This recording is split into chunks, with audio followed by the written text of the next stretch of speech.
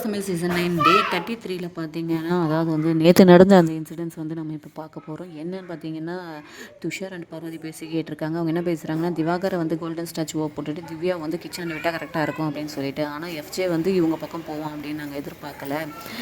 FJ வந்து Viana class வைக்க போகும்போது கூட திவ்யாவுக்கு சப்போர்ட் பண்றானே தவிர இது பண்ண மாட்டேங்கிறான். பழைய டீம் ஹவுஸ்மேட்ஸ்க்கு அப்படின்ற மாதிரி இவங்க 2 பேரும் டிஸ்கஷன் பண்ணிருக்காங்க. இவங்க ஆட்டம் தாங்க முடியல. அத முள்ளால எடுக்கணும்னு அவன் இப்படி பண்ணா அவன் வந்து அது அவங்க பக்கம் சேர்ந்துக்கிட்டான். அதுக்கு காரணம் என்னன்னா, அவன் வந்து திவ்யாவை கூட அக்செப்ட் பண்ணிப்பான். ஆனால் பார்வ வந்து என்றைக்குமே அக்செப்ட் பண்ணிக்க மாட்டான் அப்படின்றாங்க. அதுக்கடுத்ததான் பார்த்தீங்கன்னா, திவ்யா போயிட்டு பிரவீன் கிட்ட சொல்லிக்கிட்டு இருக்காங்க.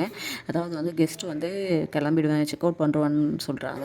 இவங்க வந்து தும்பிட்டு இது பண்ணிக்கிட்டு இருந்ததுனால அதுக்கு ஒருத்தர் வந்து கிளம்புனா கிளம்பட்டும் அப்படின்னு சொல்கிறாரு. யார் அவங்க பேர் மட்டும் சொல்லுங்கன்றாரு. மைக் இருக்குது, பிக் பாஸ் பார்த்துட்டு இருக்காரு அப்படின்ற மாதிரி சொல்கிறாங்க.